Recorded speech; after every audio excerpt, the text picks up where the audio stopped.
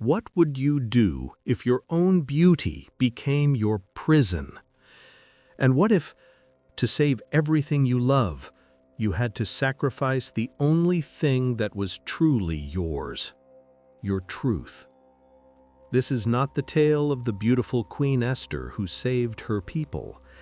This is the story of the woman who had to kill herself to become salvation.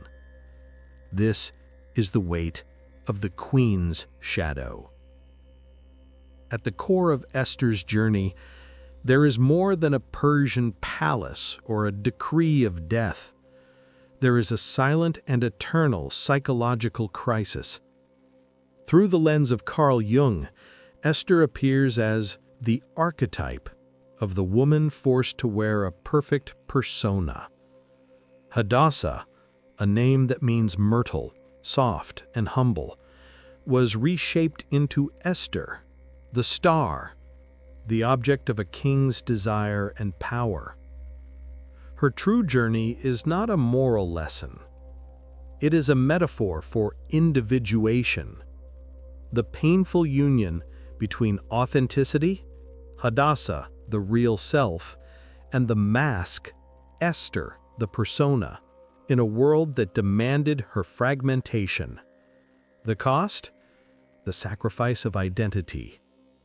Esther carried a dangerous secret, her origin, her name, her fear. And inside this silence, a hidden door, the place where her strength was born. Silence pushed Hadassah into the depths of her own unconscious, into a truth untouched by judgment, untouched by the fragile world of the palace. In this narrative, we descend into the collective shadow that condemned her, the social projection that demands silence, and the submission of the feminine principle.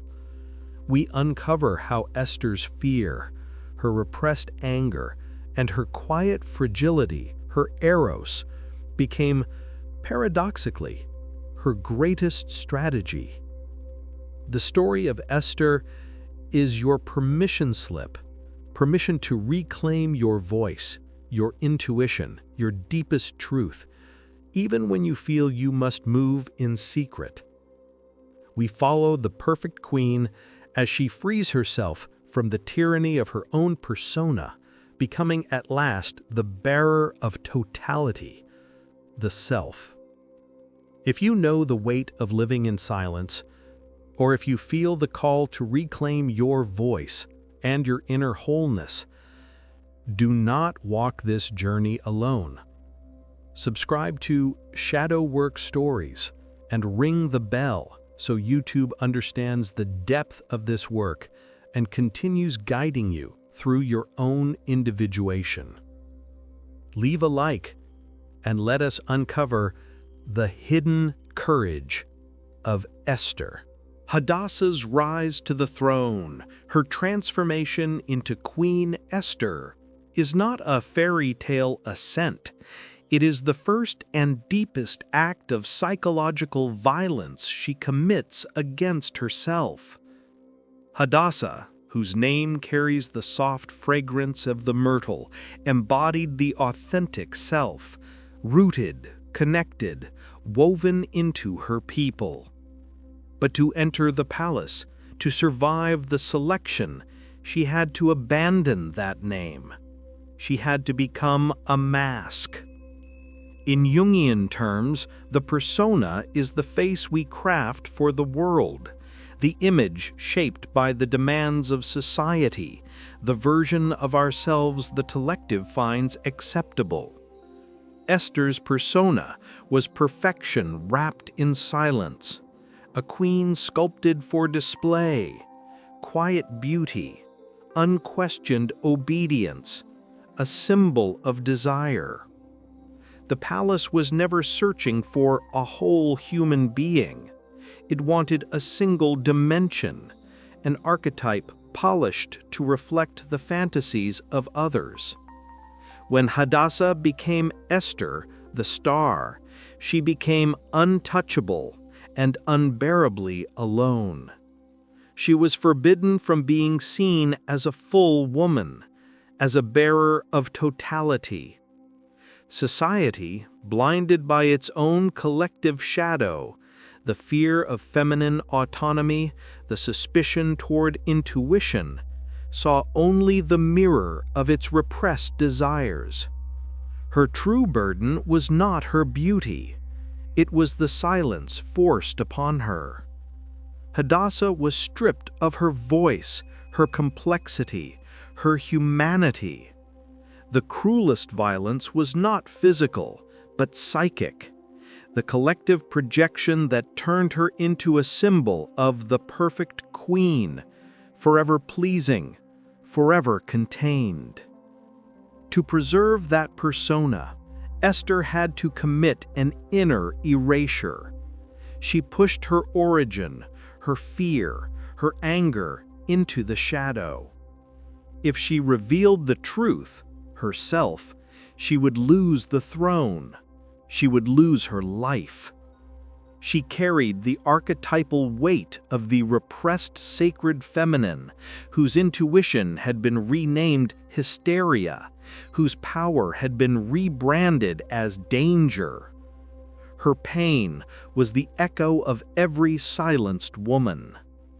This forced repression fractured her identity. Her worth no longer came from within, but from the king's approval, from the court's gaze, from the hierarchy she never chose. For Jung, this mechanism is a defense of the psyche, a refusal to face one's blind spots, and Esther's psyche obeyed. It hid her wounds behind the mask she was required to wear. The king, the callous, the culture around her represented the logos, the rigid, rational, masculine principle, terrified of the raw, untamed force of eros, the intuition, the deep feeling, the living connection that Hadassah embodied.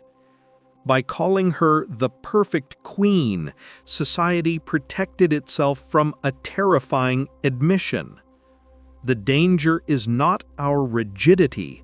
The danger is anyone brave enough to be authentic. Esther wore the crown, but her soul lived in mourning.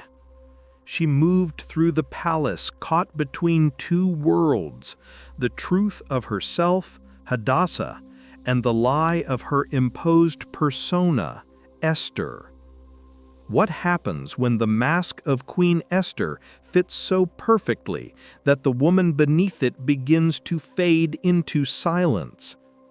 What is the true cost of salvation? And how will the repression of her fear soon become the only weapon she has left to survive?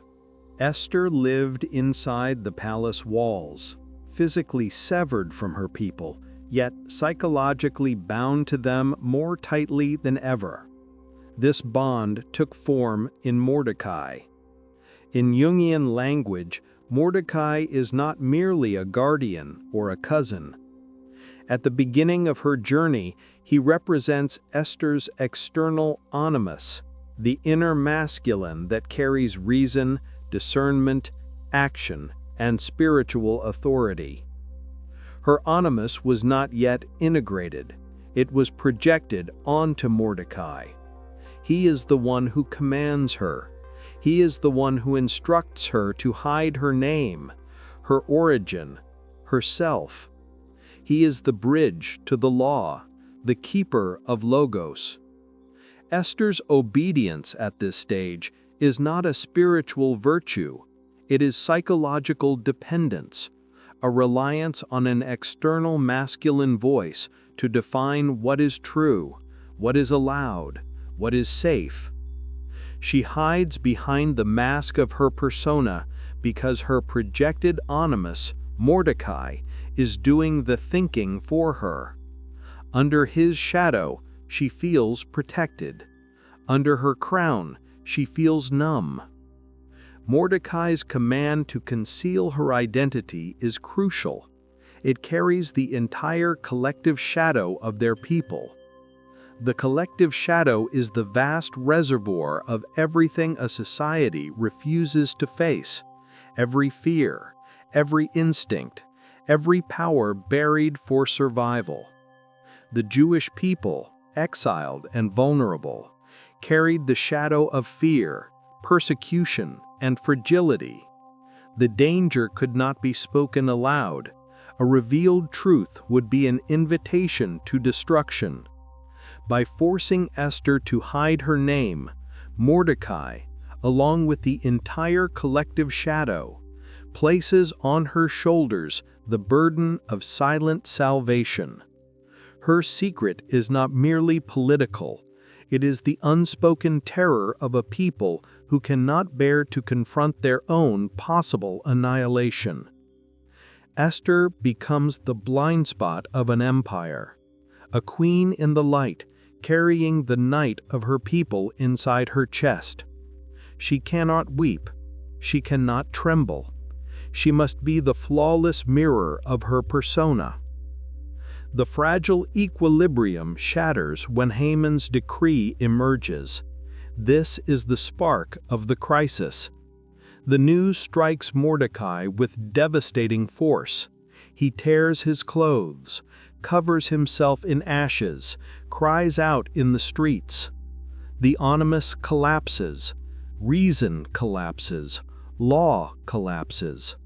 The structures that once kept the world coherent are now powerless. In that moment, the projected animus does the only thing left. He hands the burden back to her. He sends the ultimatum.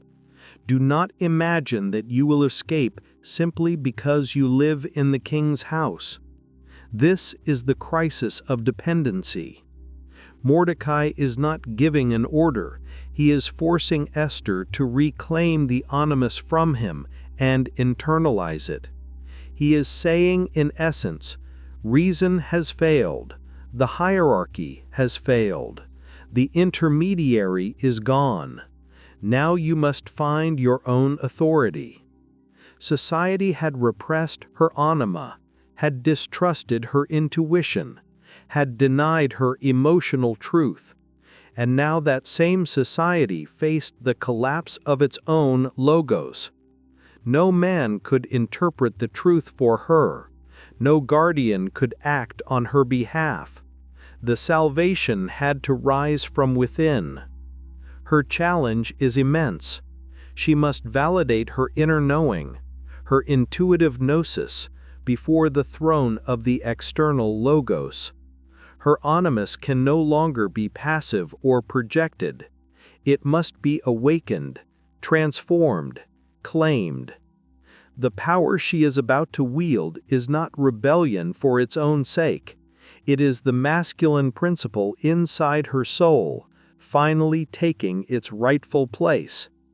She is being called to the ultimate act of courage, not to confront the empire, but to confront the darkness inside herself, to retrieve her identity from the shadow, to cleanse her truth, to prove to her own soul that her wisdom is equal to any law, and her intuition is as holy as any decree.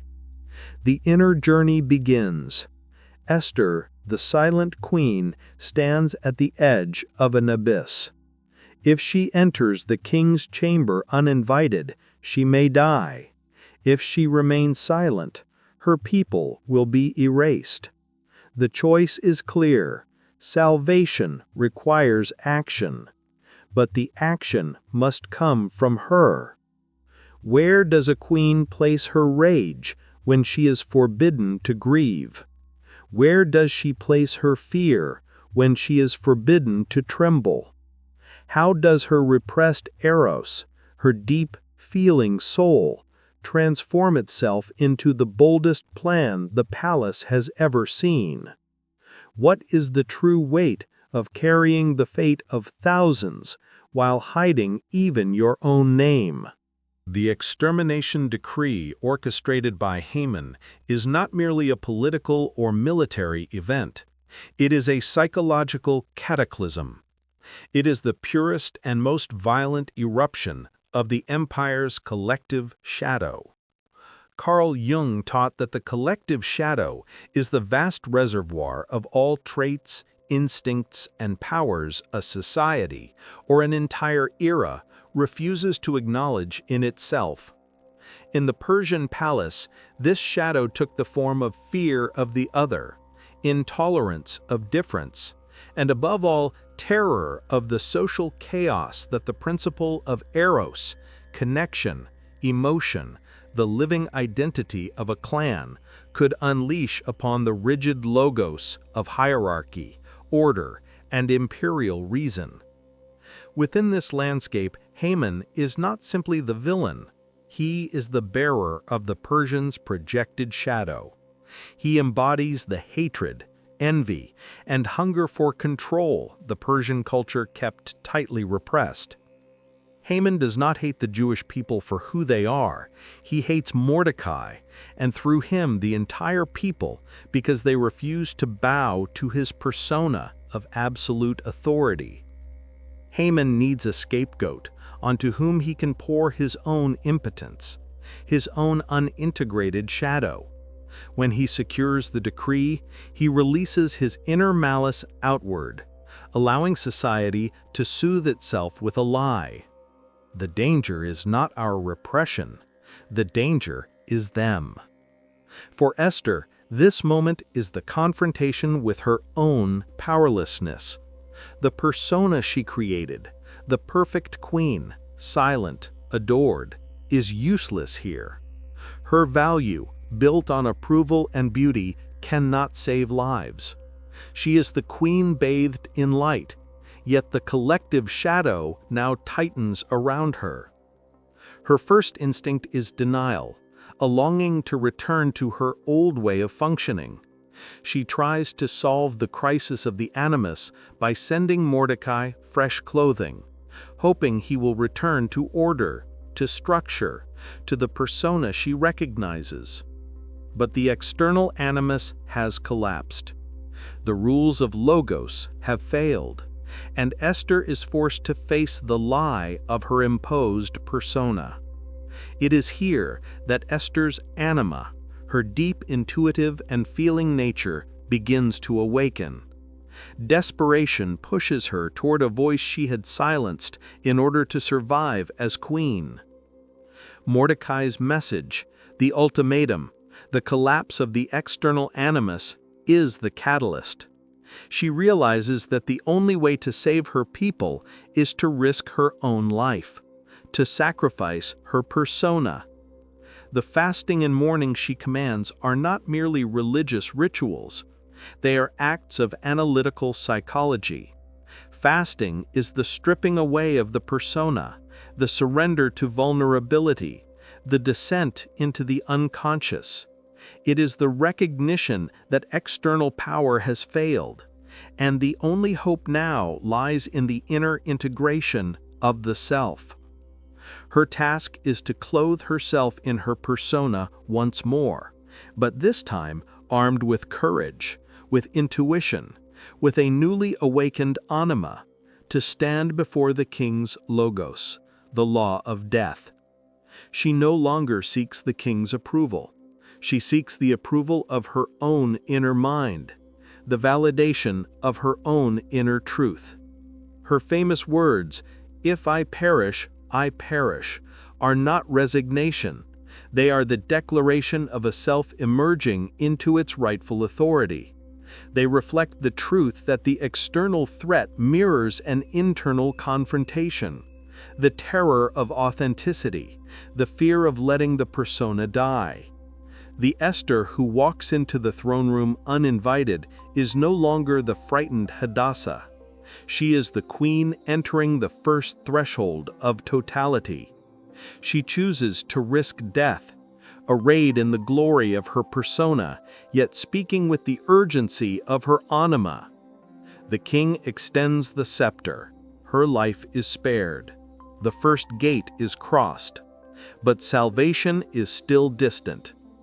Why then with the perfect opportunity to reveal the conspiracy, does Esther invite Haman to a second banquet. What does this hesitation, this intricate choreography of waiting, reveal about her shadow? How does her eros, the principle of connection and emotional truth, express itself through a strategy so cold, so calculated? The perfect queen still guards her deepest secret. The next movement will be the subtle art of withdrawing projection. The external animus of Mordecai, the reason and the law that once guided her, had failed. And the palace's logos, the cold, hierarchical order, had become useless. Her anima, the intuitive and feeling soul, had been awakened by the ultimatum. Fasting and mourning became acts of analytical psychology, the stripping away of the mask, the descent into the unconscious, the moment she dared to stand before her own shadow. From this point on, Esther is no longer the obedient woman. She is entering the process of totality. Her famous declaration, "If I perish, is not fatalism. It is the self rising to the surface. She clothes herself again in her persona, the queen, but this time with courage, with intuition, with an awakened anima capable of confronting the law of death. The Esther who walks toward the king uninvited is not the frightened Hadassah of the past. She is the queen who is learning to unite animus, discernment, and anima, intuition, into a single center of truth. Esther achieves the unthinkable. The king extends the scepter. He grants her life. She has the stage, the full attention of the throne, and the power to expose Haman's plot. But she doesn't. Instead of striking with the brute force of logos, with accusation, with confrontation, Esther chooses the subtle path of eros, connection, emotion, intuitive timing. Her wisdom transcends common sense. She knows that truth imposed by force creates resistance, but truth revealed at the right moment becomes impossible to deny. So she does not reveal the conspiracy. She invites Haman and the king to a banquet. Why the delay? What does this intricate dance of waiting reveal about her shadow and her awakened anima? Psychologically, Esther's decision accomplishes three essential things. 1. Drawing out and exposing Haman's shadow. Hypertrophy of the ego. By inviting Haman into an intimate setting, she lures him into a false sense of triumph.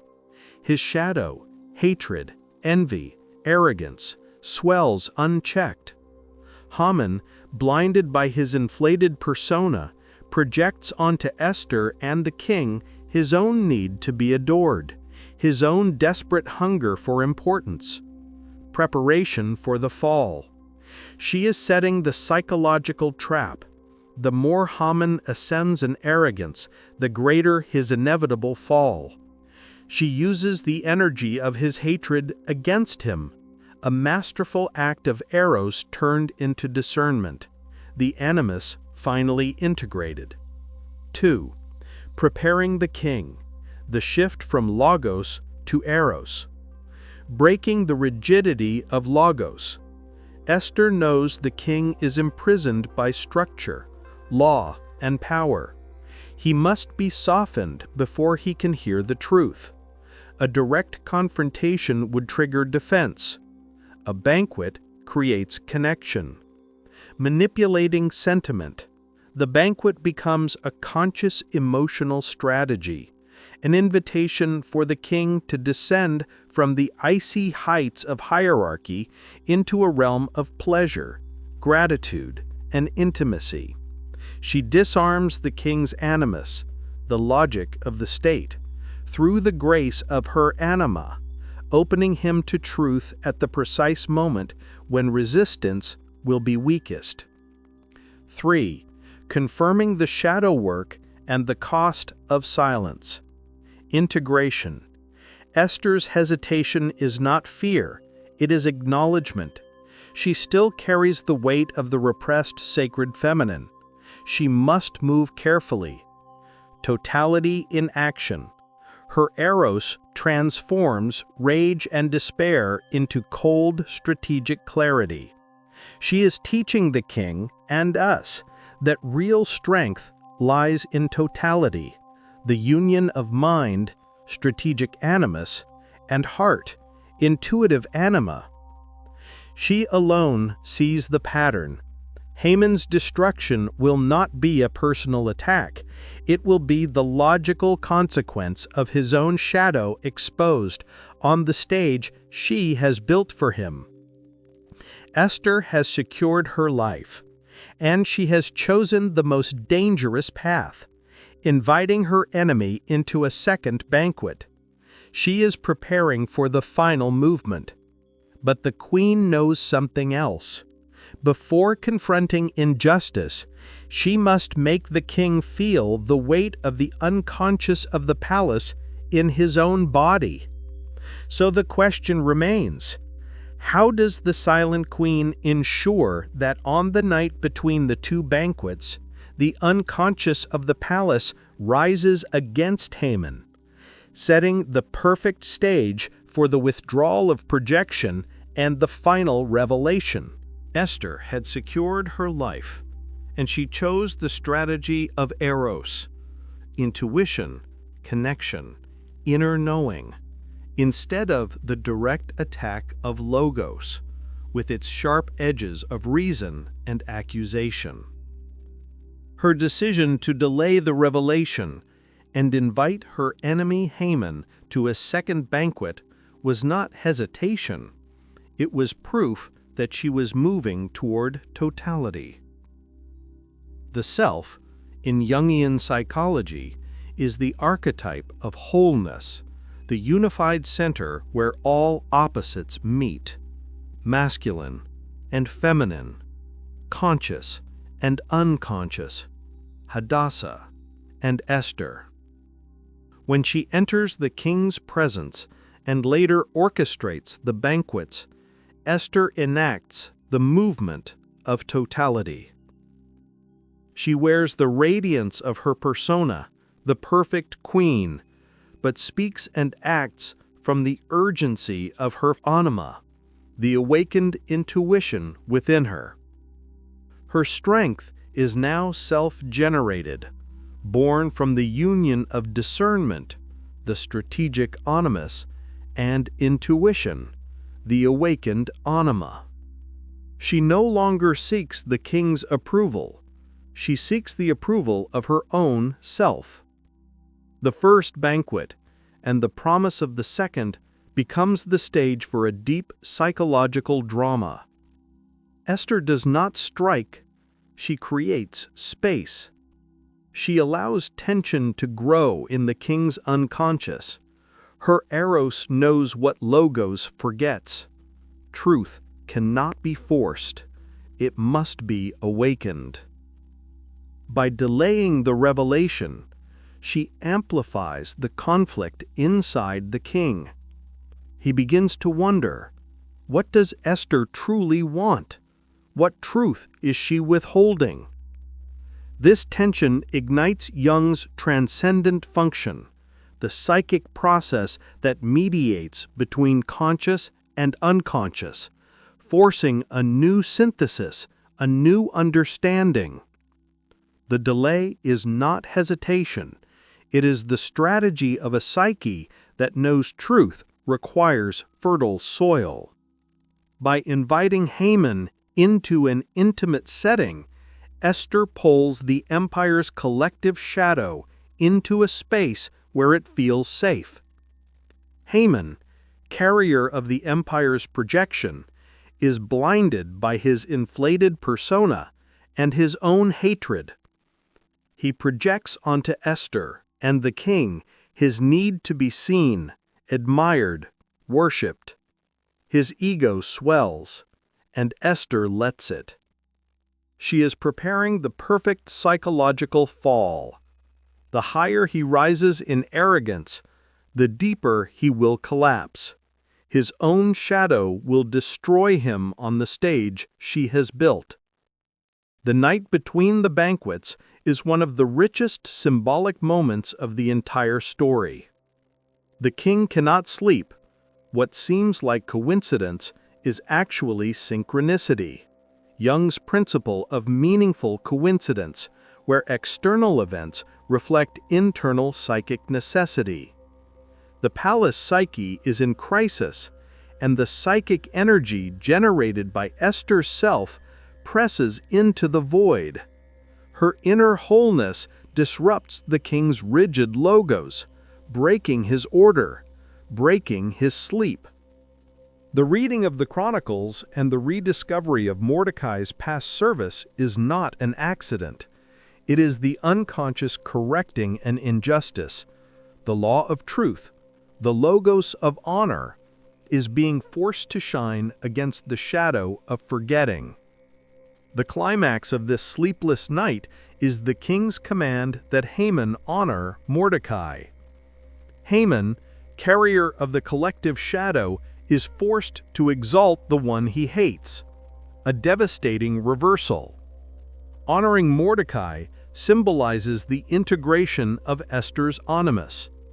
The inner masculine, reason, honor, justice, which had once been externalized in Mordecai, is now validated not by Esther, but by the very structure of Logos, the king, the law, the empire.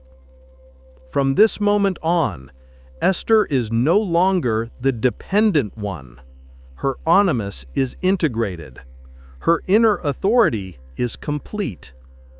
The eros of connection and the logos of justice now work together. The stage is set for the final revelation. Esther's totality is the union of the sacred feminine and the spiritual masculine. She becomes living proof that integration is possible. The final confrontation will simply be the external expression of a victory already achieved within her soul. The queen secures the second banquet. Haman is blinded by his arrogance. The king is awakened to injustice. Mordecai is honored. Everything is aligned. But why does Esther, when she finally accuses Haman, make it so personal, connecting the threat of death not only to her people, but to her own life and her deepest secret? The answer lies in the revelation itself. How does the unveiling of her origin, the secret of Hadassah, shatter Haman's collective shadow and force the king to withdraw his projection once and for all? We reach the apex of Esther's journey, the second banquet. This is not a social gathering. It is the execution of a meticulous psychological strategy, conceived by her awakened anima and structured by her integrated animus. The banquet table becomes the stage for Jung's transcendent function, the psychic movement that forces the union of opposites, silence and revelation, life and death, Hadassah and Esther. The king, already shaken by insomnia and awakened to justice through Mordecai's honor, has been prepared by Esther's self to receive the truth that is about to break open. Haman, however, enters the banquet at the height of his illusion. The forced honor to Mordecai wounded him, but he clings to his inflated persona, buoyed by the queen's intimate invitation. He is the pure image of an unintegrated shadow, blind, swollen with arrogance, devoured by his own hatred. In her totality, Esther reveals her secret, but she does so with the most powerful psychological weapon, the withdrawal of projection.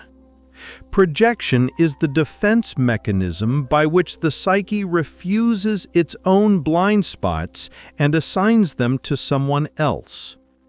Esther does not accuse Haman as an enemy of the kingdom. She accuses him as an enemy of her. Her revelation is threefold, precise, and devastating. 1. The personal revelation, eros, my life and the life of my people. Esther does not appeal to law, to logos. She appeals to connection, to eros. She ties the threat of death not to an abstract political issue, but to her own body, her own life. She forces the king, the ego of that system, to see that the danger is personal. Haman's plot is not simply treason, it is an intimate betrayal against his wife, his queen. By doing this, Esther forces the king to withdraw the projection that the danger lies outside, in the Jewish people, and accept that the danger was inside his own inner circle, Haman. To reveal her origin, to say, "I am a Jew," is the final sacrifice of her persona. The perfect queen dissolves, and the authentic self, Hadassah, claims its rightful throne. She proves that the very shadow that had forced her into silence, fear, vulnerability, exile, was the key to salvation. And in that moment, Haman's persona collapses. He is no longer a royal minister. He is the man who unknowingly plotted the death of the queen. Ironically, his desperate plea is interpreted by the king as an assault. Haman is condemned to the gallows he built for Mordecai. This is the unconscious compensation at work. The psyche, having suppressed injustice for too long, corrects itself with a dramatic reversal. The evil that was projected outward returns to its source. Esther's eros, transformed into strategic action, reveals that strength does not lie in repression, as Haman believed, but in inner integration. Esther has triumphed. Her people are saved. Her enemy is gone. She has achieved the totality of herself and united logos with eros in a single sovereign act. But after all the revelation and justice, one question remains. What final act of courage must Esther take to free herself from the persona of queen and from the external animus of Mordecai? What does she do with the weight of her story?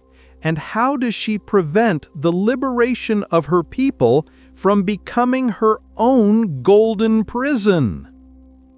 With Haman's condemnation at the second banquet, the outer drama reaches its climax and its immediate resolution.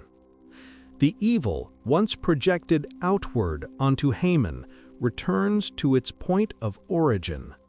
The gallows he built for Mordecai becomes the symbol of the psyche's compensation, the collective unconscious correcting injustice with a dramatic reversal. Esther's victory in the realm of logos is complete. The law restored, her people protected, the king's power purified. The king, for his part, finishes the withdrawal of projection that Esther orchestrated. He realizes the danger was not external, the Jewish people, but internal, Haman himself. Yet for Esther, the external victory opens a deeper, more complex inner challenge. the burden of being the salvation. The secret of Hadassah had become the self's message, but the liberation of her people did not automatically liberate her own soul. Revealing her origin, "I am a Jew," was the final sacrifice of the persona. The perfect queen dissolves. The authentic self, Hadassah, takes the throne.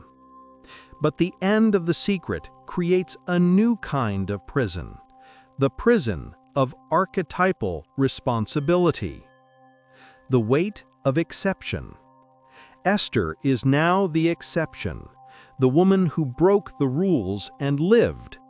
She carries the weight of being the savior, the only figure capable of bridging logos and eros within the palace. The persistence of fear. Though the decree is reversed, the collective shadow, fear of the other, fear of difference, fear of annihilation, does not disappear in a day. Esther must continue working to ensure the salvation is implemented and the counter-decree takes effect. The end of innocence. Esther has lost Hadassah forever. She cannot return to the innocent girl she once was. She has become the strategist, the woman who wielded beauty and intuition in a life-or-death game. This loss of innocence is the price of individuation. The self is achieved through the integration of the whole experience, including the dark parts and strategic parts of the journey. With Mordecai elevated to vizier, Esther faces a new danger, the risk of slipping back into old psychological dependence. Mordecai, now at the height of power, embodies the animus, reason, structure, authority, validated by the king's logos. The danger is that Esther might regress and once again project her authority onto Mordecai, becoming the silent queen who simply obeys the new strong man of the palace. But Esther's self is now strong enough to resist this regression. Her animus is integrated. She uses her discernment and strategic mind to actively co-author the counter-decree. She is no longer the passive savior. She becomes the architect of her people's future, ensuring that Eros, the life and connection of her people, is protected through logos, law, and structure. The fight against the collective shadow continues. She must ensure that justice, logos, does not become a new form of oppression. Her mission now is to show that authority, animus, can coexist with compassion, anima. She must be the first to embody the truth that real strength lies in totality, the union of mind and heart. Esther's deepest legacy is the institution of Purim. This feast is not merely a celebration of military survival, it is a ritual of integrating the collective shadow. Compensation. Purim embraces inversion, laughter, chaos, turning the threat of death into joy. It is the collective psyche processing trauma, transforming fear into celebration. Acceptance of conflict. Purim celebrates survival through cunning, risk, hidden action, the banquets, the silence, the timing of revelation. The feast teaches that life is a battlefield and that the self emerges through accepting the complexity of human nature. Esther, the whole woman, uses her authority to ensure the story is told, retold, and ritualized, embedding the integration of shadow into the cultural memory. She becomes the archetype of the silent queen who becomes a voice. Esther triumphed, but the price of salvation was the death of her innocent Hadassah and the acceptance of her newly claimed totality. She prevented her people's liberation from becoming her own golden cage. But one final liberation remains.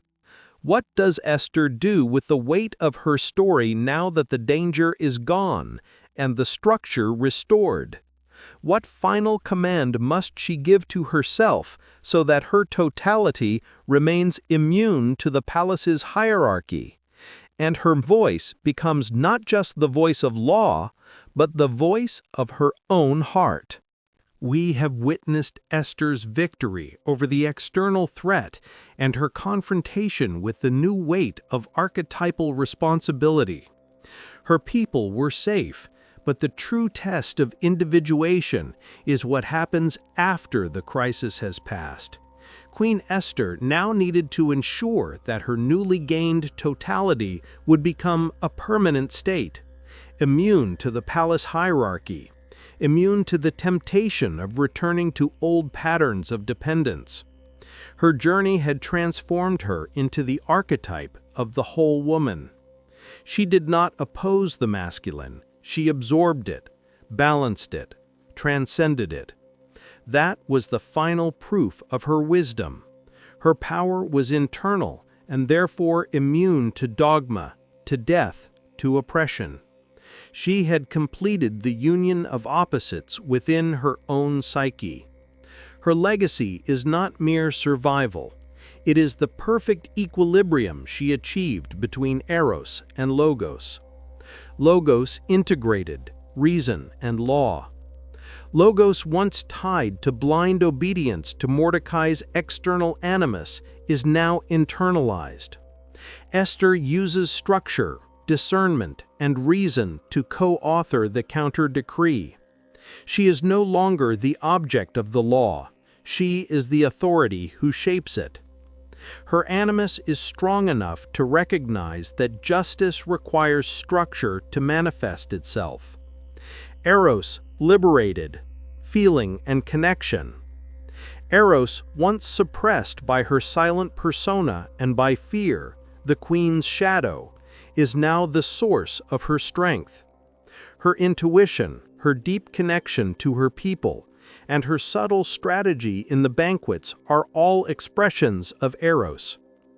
Esther's Eros insists on connection and totality in defiance of the rigid separation of the old Persian logos. She is a living proof that the final healing does not come from denying the dark side, but from integrating it.